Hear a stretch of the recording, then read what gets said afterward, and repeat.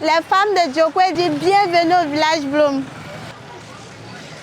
La création de cette structure va permettre aux filles mères, les femmes violentées, de trouver un refuge.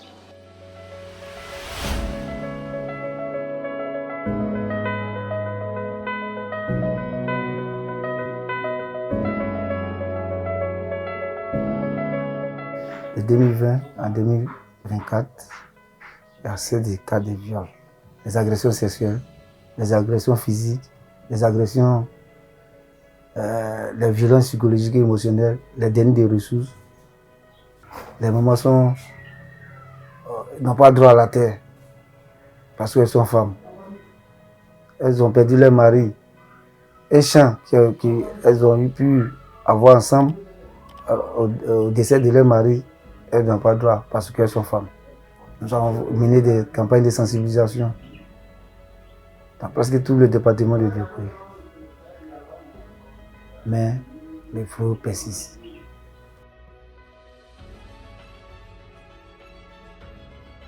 Il ne peut pas parler souvent, il m'enferme dans la maison, il va où il veut, jusqu'à quand il a commencé à faire des enfants dedans.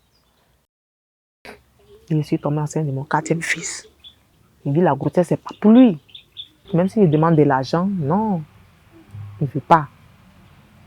Même souvent, même s'il dit,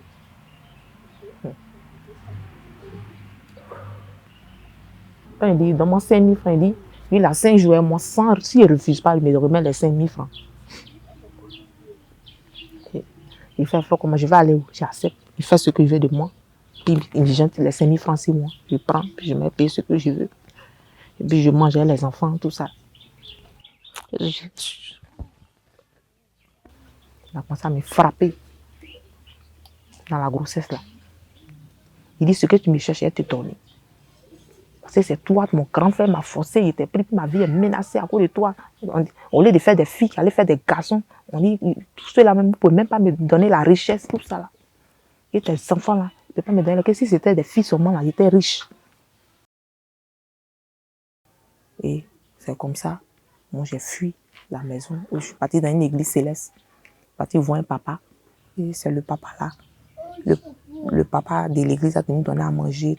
Jusqu'en. Et aujourd'hui, je suis venue ici à Djokwe ici. Je suis à les enfants ici. Ils dorment à l'église. Je suis à l'église, c'est à mes enfants. Vraiment, c'est pas facile.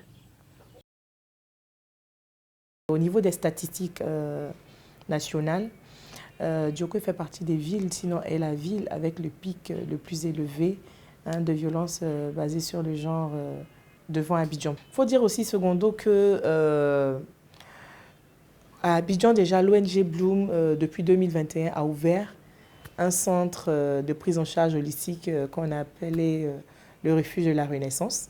Et c'est plus d'une centaine de femmes qui y ont été reçues en transit. Et ce qu'on a pu remarquer, c'est que parmi les victimes que nous recevions, il y en avait plusieurs qui nous venaient de l'intérieur du pays, notamment de la ville de Djokwe. Et l'un dans l'autre, tout ceci nous a motivés à pouvoir faire bénéficier d'un édifice de prise en charge holistique aux populations, notamment aux femmes et aux filles de cette région.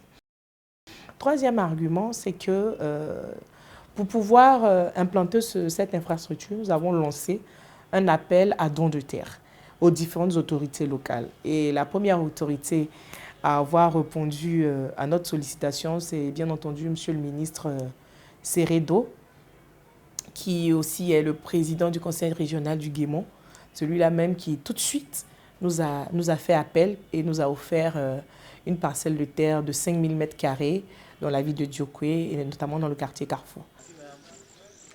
Nous avons commencé par la clôture pour pouvoir sécuriser le site. Et aujourd'hui, nous sommes à 1 mois des travaux.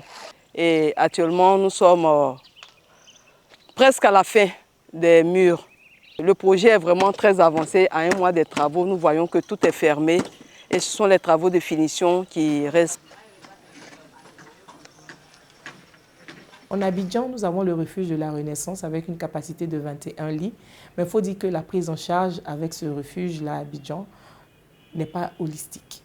Nous avons juste un centre d'hébergement. Nous n'avons pas toutes les composantes nécessaires sur place, sur un lieu ensemble là pour prétendre à une prise en charge holistique. Et c'est fort de notre expérience justement depuis 2021, on va dire donc depuis 3 ans, que nous avons pu tirer les forces et les faiblesses de notre prise en charge à Abidjan pour monter ce projet à Djokwe et permettre justement sur le même site d'avoir les différentes composantes nécessaires à cette prise en charge holistique. Donc c'est ça la particularité du village Bloom à Djokwe comparé au refuge de la Renaissance à Abidjan.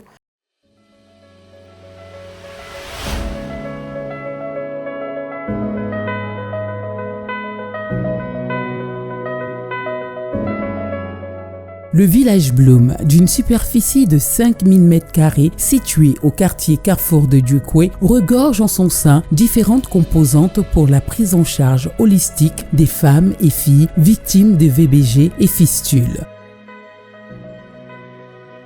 Une administration, un centre de formation, une crèche, des aires de jeu et de détente, des apatams, un espace de culture agricole hors sol qui permettra aux femmes de cultiver sur place leurs vivriers recueillis. Faisons une visite des différentes composantes. Un espace de culture agricole qui leur permettra de produire des cultures vivrières hors sol qu'elles utiliseront pour leur alimentation durant le temps de séjour.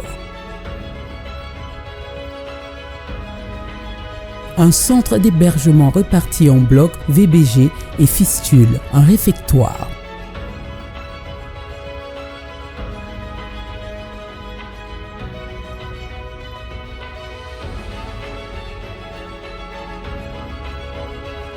Au niveau de l'administration, nous avons le hall d'accueil, le secrétariat, le bureau du directeur, les bureaux du personnel, la clinique juridique, la salle de réunion.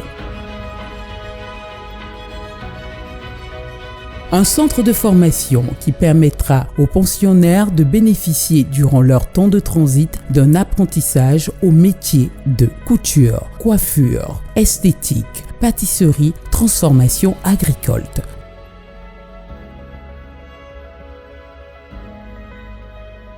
Une crèche, un aire de jeu et une cantine pour les enfants qui y sont reçus avec leur maman. Des aires de jeu et de détente ainsi que des apatams qui permettront aux pensionnaires de s'aérer, se reconstruire et mieux envisager l'avenir. Un centre d'hébergement couplé d'un réfectoire d'une capacité de 40 lits repartis en 2 blocs. 20 lits pour le bloc VBG, 20 lits pour le bloc fistule. 40 lits pour des chambres totalement autonomes annexées par diverses pièces. Buanderie, débarras, salle de récolte, etc.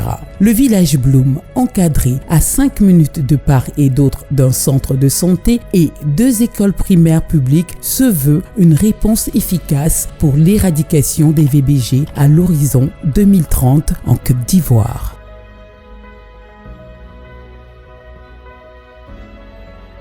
C'est pas toute l'histoire que tu dois expliquer à les policiers.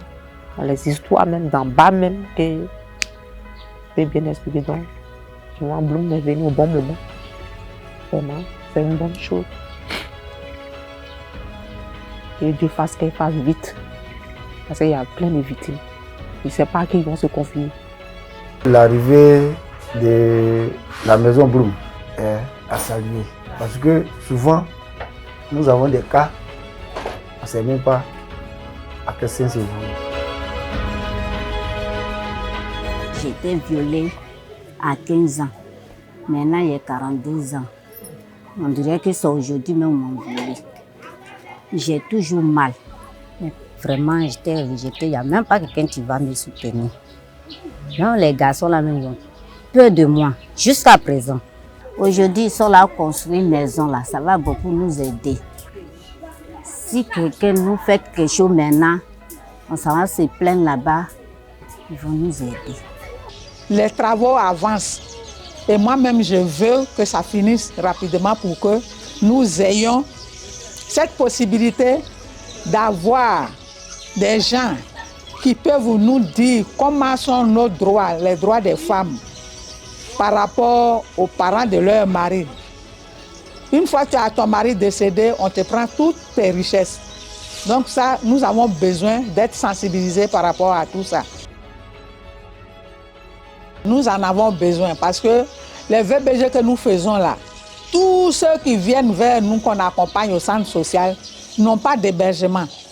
Donc si aujourd'hui Bloom construit un centre d'hébergement pour les gens victimes de violences, nous, ça va nous faire un grand plaisir.